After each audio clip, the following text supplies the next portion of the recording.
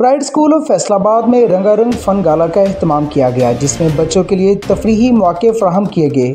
तफसीलात से आगाह करते चले स्तियाना रोड फिश फार्म के करीब प्राइड स्कूल ऑफ फैसलाबाद में बच्चों के लिए खूबसूरत फन गाला का एहतमाम किया गया, जिसमें बच्चों के लिए रेलगाड़ी, जंपिंग एरिया, भूत बंगला, मैजिक शो और तरह तरह के खाने पीने के स्टॉल लगाए गए, जिसको बच्चों ने खूब इंजॉय किया। मज़ीद देखिए उसामा मिर्ज़ा की इस रिपोर्ट में।